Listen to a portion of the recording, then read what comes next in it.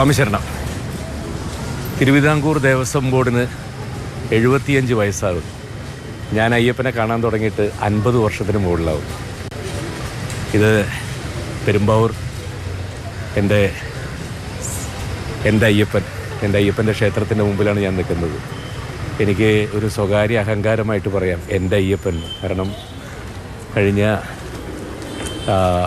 എത്രയോ വർഷങ്ങളായിട്ട് എൻ്റെ എല്ലാ ഉയർച്ചയിലും അല്ലെങ്കിൽ എനിക്ക് എന്തെങ്കിലും ഒരു വീഴ്ച വരുമ്പോൾ ഞാൻ ആദ്യം ഓർത്ത് ഓടിയെത്തി എൻ്റെ വിഷമങ്ങൾ പറയുന്ന എൻ്റെ പെരുമ്പാവൂരിലെ എൻ്റെ അയ്യപ്പസ്വാമിയുടെ തിരുസന്നിധിയിലാണ് ഞാനിപ്പോൾ നിൽക്കുന്നത്. ഏകദേശം 50 വർഷങ്ങൾക്ക് മുമ്പ് ഞാൻ പറഞ്ഞത് ഈ അയ്യപ്പ സന്നിധിയിൽ നിന്നാണ് ആദ്യമായിട്ട് എൻ്റെ അച്ഛനോടൊപ്പം കെട്ടുമുറുക്കി ശബരിമല യാത്ര.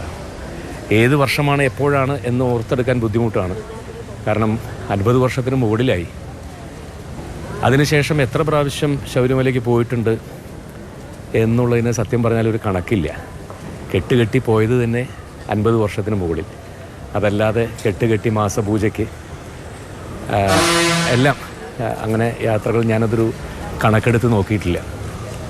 അയ്യപ്പനെ കാണുക എന്ന് പറയുന്നത് ഒരു വർഷത്തെ നമ്മളുടെ എല്ലാ വിഷമങ്ങളും കൊണ്ട് സകല പാപഭാരങ്ങളും ഇറക്കി വയ്ക്കാൻ ഒരു സ്ഥലം.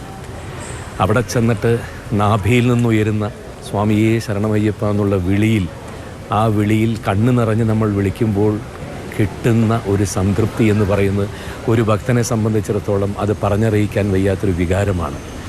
പിന്നെ ശബരിമല യാത്ര എന്ന് പറയുന്ന ഒരു കൾച്ചറാണ്. തലമുറകൾ താണ്ടി വരുന്ന ഒരു സംസ്കാരമാണ്.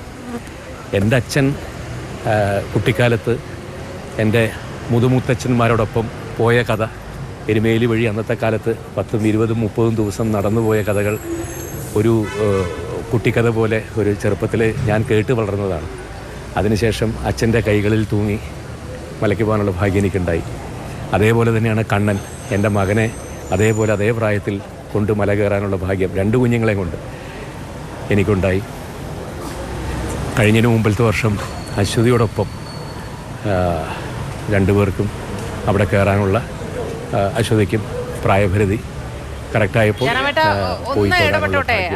ഏറ്റവും പ്രിയപ്പെട്ട സ്ഥലത്താണ് നിൽക്കുന്നത്, പെരുമ്പാവൂരിലെ അയ്യപ്പ ക്ഷേത്രത്തിന് മുന്നിലാണ്. അതെ, ഇത്തവണ പമ്പാ സംഗമത്തിന്റെ മുഖ്യ അതിഥിയുമായിരുന്നല്ലോ ജയറാമേട്ടൻ.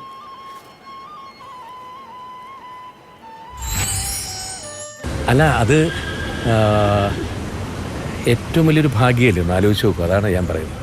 കുട്ടിക്കാലത്ത് ഒന്നും അറിയാത്തൊരു പ്രായത്തിൽ ശബരിമല കയറുമ്പോൾ ഞാൻ വിചാരിച്ചിട്ടില്ലല്ലോ ഏകദേശം ഒരു 10-50 വർഷം കഴിയുമ്പോൾ പമ്പാ സംഗമത്തിൻ്റെ അവിടെ ഒരു മുഖ്യാതിഥിയായിട്ട് വന്നിരിക്കാനുള്ള ഭാഗ്യം അയ്യപ്പനെ എനിക്ക് ഉണ്ടാക്കി തരുന്നുള്ളത്. ഇതൊക്കെ തന്നെ ജീവിതത്തിലെ ഏറ്റവും വലിയ സന്തോഷം, മറ്റൊന്നുമല്ല. അതെ, തന്നെയാണ് വലിയ ഭാഗ്യം. എനിക്ക് തോന്നുന്നു ശബരിമലയിൽ പോകുന്ന എല്ലാവരും പറയുന്നത് അല്ലേ, അതൊരു ജീവിതത്തിലെ ഏറ്റവും വലിയൊരു അനുഭൂതിയാണ്.